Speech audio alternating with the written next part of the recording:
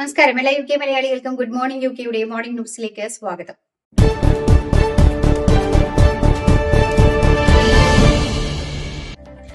Donald ട്രംപും Vladimir പുടിനും വെടിനിർത്തൽ കരാറിൽ എത്തിച്ചേരുകയാണെങ്കിൽ യൂറോപ്യൻ സൈന്യത്തെ അടുത്ത ആഴ്ചകളിൽ യുക്രൈനിലേക്ക് വിന്യസിക്കുവാനുള്ള തയ്യാറെടുപ്പിലാണെന്ന് പ്രതിരോധ സെക്രട്ടറി ജോൺ ഹീലി അറിയിച്ചു.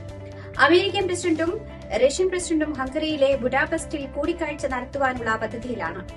ഉക്രൈൻ പ്രസിഡന്റ് വ്ളാഡിമിർ സെലൻസ്കിയെ ക്ഷണിച്ചിട്ടില്ലെങ്കിലും താൻ പങ്കെടുക്കുവാൻ തയ്യാറാണെന്ന് അദ്ദേഹം വ്യക്തമാക്കിയിട്ടുണ്ട്. അടുത്ത 2 ആഴ്ചയ്ക്കുള്ളിൽ ഒരു കരാറിലേക്ക് എത്തിയാൽ സൈന്യം വിന്യസിക്കുമോ എന്ന ചോദ്യത്തിന് മറുപടിയായി ട്രംപിന് സമാധാനം ഉറപ്പാക്കാൻ കഴിയുകയാണെങ്കിൽ ആ സമാധാനം ഉറപ്പാക്കാൻ തങ്ങൾ തയ്യാറാണെന്നും ഹീലി പറഞ്ഞു. എന്നാൽ സമാധാന ചർച്ചകളിൽ എന്ത് വിഷയങ്ങൾ ചർച്ച ചെയ്യണം, എങ്ങനെ മുന്നോട്ട് പോകണമെന്നത് ഉക്രൈൻകാരാണ് തീരുമാനിക്കേണ്ടതെന്നും ഹീലി കൂട്ടിച്ചേർത്തു. 2026 മുതൽ പണപ്പെരുപ്പ നിരക്കിന് അനുസൃതമായി ഇംഗ്ലണ്ടിലെ യൂണിവേഴ്സിറ്റി ട്യൂഷൻ ഫീസ് എല്ലാ വർഷവും വർദ്ധിപ്പിക്കുമെന്ന് സർക്കാർ പ്രഖ്യാപിച്ചു. അടുത്ത 2 വർഷത്തേക്കുള്ള വർധനവാണ് വിദ്യാഭ്യാസ സെക്രട്ടറി ബ്രിഡ്ജറ്റ് ഫിലിപ്സൺ പ്രഖ്യാപിച്ചത്. എന്നാൽ അതിനുശേഷം എല്ലാ വർഷവും അത് ഓട്ടോമാറ്റിക്കായി നടപ്പാക്കാൻ നിയമം കൊണ്ടുവരുമെന്നും അദ്ദേഹം പറഞ്ഞു. പണപ്പെരുപ്പ നിരക്കിനനുസരിച്ച് സ്റ്റുഡന്റ് മെയിന്റനൻസ് ലോണും ഓരോ വർഷവും വർദ്ധിക്കും. ഉയർന്ന നിലവാരമുള്ള അധ്യാപനത്തിന് മാത്രമേ മുഴുവൻ ഫീസും ഈടാക്കുവാൻ കഴിയൂ എന്നും വിദ്യാർത്ഥികൾക്ക് മികച്ച ഫലങ്ങൾ നൽകുന്ന സർവകലാശാലകൾക്ക് മാത്രമേ പരമാവധി ഫീസ് ഈടാക്കാൻ കഴിയൂ എന്നും പാർലമെന്റിൽ സംസാരിക്കെ ഫിലിപ്സൺ പറഞ്ഞു. മാഞ്ചസ്റ്റർ സിനഗോഗ് ആക്രമണത്തിൽ നിന്ന് രക്ഷപ്പെട്ടവരെ ചാൾസ് രാജാവ് സന്ദർശിച്ചു. ആക്രമണത്തിൽ പരിക്കേറ്റ 3 പേർ ഉൾപ്പെടെ സിനഗോഗ് നേതാക്കളെയും ജൂത സമൂഹത്തിലെ അംഗങ്ങളെയുമാണ് രാജാവ് സന്ദർശിച്ചത്. ഭീകരാക്രമണത്തിൽ രാജാവ് തന്റെ ദുഃഖം അതീവമായി പ്രകടിപ്പിച്ചു. തുടർന്ന് ഗ്രേറ്റർ മാഞ്ചസ്റ്റർ പോലീസിന്റെ ആസ്ഥാനം സന്ദർശിക്കുകയും അടിയന്തര സേവനങ്ങളിലെ അംഗങ്ങളെ കാണുകയും ഓരോ ഗ്രൂപ്പിന്റെയും മികച്ച പ്രതികരണത്തിന് നന്ദി അറിയിക്കുകയും ചെയ്തു. ഒക്ടോബർ 2-നായിരുന്നു നഗരത്തിലെ ഹീറ്റൺ പാർക്ക് സിനഗോഗിൽ 35-കാരനായ ജിഹാദ് അൽ ഷാമി ആക്രമണം നടത്തിയത്. ആക്രമണത്തിൽ 2 പേർ കൊല്ലപ്പെട്ടിരുന്നു. ആമസോണിന്റെ ക്ലൌഡ് കമ്പ്യൂട്ടിംഗ് സേവനമായ ആമസോൺ വെബ് സർവീസസ് തടസ്സം പരിഹരിച്ചതായി ഇന്നലെ വൈകിട്ടോടെ അറിയിച്ചു. AWS സ്തംഭിച്ചതോടെ സ്നാപ്ചാറ്റ്, ഫേസ്ബുക്ക്, പ്രൈം വീഡിയോ തുടങ്ങി അനേക ജനപ്രിയ സമൂഹ മാധ്യമങ്ങളും ബാങ്കുകളും ഉൾപ്പെടെ 1000-ലധികം ആപ്പുകളുടെയും വെബ്സൈറ്റുകളുടെയും പ്രവർത്തനം ഇന്നലെ തടസ്സപ്പെട്ടിരുന്നു. രാത്രിയോടെ പല വെബ്സൈറ്റുകളും വീണ്ടും സജീവമായി. 65 ലക്ഷത്തോളം ഉപയോക്താക്കൾ ഈ വെബ്സൈറ്റ് സ്തംഭനം റിപ്പോർട്ട് ചെയ്തിട്ടുണ്ടെന്നാണ് ഇന്റർനെറ്റ് പ്രശ്നങ്ങൾ നിരീക്ഷിക്കുന്ന വെബ്സൈറ്റായ ഡൌൺ ഡിറ്റക്ടർ അറിയിക്കുന്നത്. യുഎസിലും ബ്രിട്ടനിലുമാണ് കൂടുതൽ ആഘാതം സൃഷ്ടിച്ചത്. സ്തംഭനത്തിൽ പിന്നിലെ യഥാർത്ഥ കാരണം ഇതുവരെ അറിഞ്ഞിട്ടില്ല. എന്നാൽ സൈബർ ആക്രമണമല്ലെന്നാണ് സാങ്കേതിക വിദഗ്ധരുടെ അഭിപ്രായം. യുഎസിൽ സ്ഥിതി ചെയ്യുന്ന ആമസോണിന്റെ പ്രധാന ഡാറ്റാ കേന്ദ്രങ്ങളിൽ സംഭവിച്ച സാങ്കേതിക പിഴവുകളാണ് പ്രശ്നത്തിന് പിന്നിലെന്നാണ് വിലയിരുത്തൽ. അടുത്ത മാസം നടക്കാനിരിക്കുന്ന യൂറോപ്പ ലീഗ് മത്സരത്തിൽ നിന്ന് പ്രവേശന വിലക്ക് നീക്കിയാലും ആസ്റ്റൺ വില്ലയിൽ നിന്ന് ടിക്കറ്റുകൾ സ്വീകരിക്കില്ലെന്ന് അറിയിച്ച Israel club Maccabee Tel Aviv. മത്സരം കാണാൻ ക്ലബ് മക്കാബി ടെൽ അവീവ് ആരാധകർക്ക് പ്രവേശനം അനുവദിക്കില്ലെന്ന് ബർമിംഗ്ഹാമിലെ സേഫ്റ്റി അഡ്വൈസറി ഗ്രൂപ്പ് കഴിഞ്ഞ ആഴ്ച അറിയിച്ചിരുന്നു. ഈ തീരുമാനം വ്യാപകമായി വിമർശിക്കപ്പെടുകയും പ്രധാനമന്ത്രി അടക്കം മത്സരത്തിൽ പങ്കെടുക്കാൻ ആവശ്യമായ എല്ലാ സൌകര്യങ്ങളും ഒരുക്കുമെന്ന് വാഗ്ദാനം ചെയ്യുകയും ചെയ്തിരുന്നു.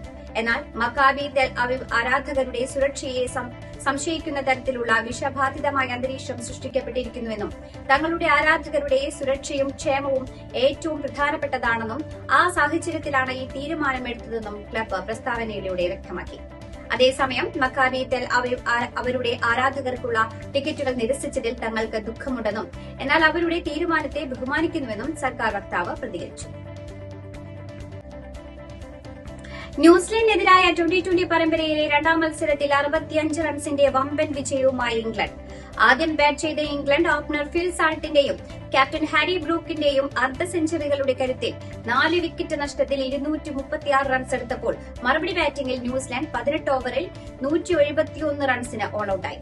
39 റൺസ് നേടിയ ടീം സേഫ്റ്റാണ് ന്യൂസിലാൻഡിന്റെ ടോപ്പ് സ്കോറർ. ഇംഗ്ലണ്ടിന് വേണ്ടി ആദിൽ റഷീദ് 4ഉം Liam Dawson, Luke Wood, Brydon Carse എന്നിവർ 2 വിക്കറ്റ് വീതവും വീഴ്ത്തി. പരമ്പരയിലെ ആദ്യ മത്സരം മഴ മൂലം ഉപേക്ഷിച്ചതിനാൽ നിലവിൽ 1-0 ഇംഗ്ലണ്ടാണ് മുന്നിൽ. വ്യാഴാഴ്ച നടക്കുന്ന അവസാന 2020 മത്സരത്തിൽ ഇംഗ്ലണ്ടിന് വിജയിക്കാനായാൽ പരമ്പര തൂത്തുവാരാം. ലോക കേരള സഭ യുകെയുടെ യോഗത്തിൽ പ്രവാസികൾക്കായുള്ള നോർക്ക കെയർ ഓൺലൈൻ ക്യാമ്പയിൻ 25-ന് വൈകിട്ട് 5:30 നടത്തുവാൻ ധാരണയായി. ആഗോളതലത്തിൽ പ്രവാസി സംഘടനകളുടെ നേതൃത്വത്തിൽ പ്രത്യേക രജിസ്ട്രേഷൻ ക്യാമ്പുകൾ വിവിധ രാജ്യങ്ങളിൽ നടന്നുവരികയാണ്. യുകെയിലുള്ള വിദ്യാർത്ഥികൾക്കും തൊഴിൽ ചെയ്യുന്ന മലയാളികൾക്കും ഏറെ പ്രയോജനപ്രദമായ ഒരു ആരോഗ്യ പദ്ധതി കൂടിയാണ് നോർക്ക കെയർ. ഒരു കുടുംബത്തിന് ഭർത്താവ്, ഭാര്യ, 25 വയസ്സിൽ താഴെയുള്ള 2 കുട്ടികൾ ഉൾപ്പെടെ 1411 പ്രീമിയത്തിൽ 5 ലക്ഷം രൂപയുടെ ആരോഗ്യ ഇൻഷുറൻസും 10 ലക്ഷം രൂപയുടെ ഗ്രൂപ്പ് വ്യക്തിഗത അപകട ഇൻഷുറൻസ് പരിരക്ഷയും ഉറപ്പാക്കുന്നതാണ് നോർക്ക കെയർ പദ്ധതി. നവംബർ 1 മുതൽ നോർക്ക കെയർ പരിരക്ഷ പ്രവാസി കേരളീയർക്ക് ലഭ്യമാകും. നിലവിൽ കേരളത്തിലെ 500-ലധികം ആശുപത്രികൾ ഉൾപ്പെടെ രാജ്യത്തെ 16,000-ഓളം ആശുപത്രികൾ വഴി പ്രവാസി കേരളീയർക്ക് ക്യാഷ്ലെസ് ചികിത്സ ഉറപ്പാക്കുന്നതാണ് പദ്ധതി. നോർക്ക പ്രവാസി ID, students ID, NRK ID കാർഡുള്ള പ്രവാസികൾക്ക് നോർക്ക കെയറിൽ അംഗമാകുവാൻ സാധിക്കുന്നതാണ്. നോർക്ക റൂട്ട്സിന്റെ ഔദ്യോഗിക വെബ്സൈറ്റ് സന്ദർശിച്ചോ നോർക്ക കെയർ മൊബൈൽ ആപ്പുകൾ മുഖേനയോ നോർക്ക പ്രവാസി ID, student ID, NRK ID കാർഡുള്ള പ്രവാസി കേരളീയർക്ക് രജിസ്റ്റർ ചെയ്യാവുന്നതാണ്. ശബരിമലയിലെ സ്വർണ്ണക്കൊള്ളയ്ക്ക് പിന്നിൽ വലിയ ഗൂഢാലോചന നടന്നിട്ടുണ്ടെങ്കിൽ അക്കാര്യം അന്വേഷിക്കണമെന്ന് ഹൈക്കോടതി. അടച്ചിട്ട കോടതി മുറിയിലാണ് കേസ് നടന്നത്.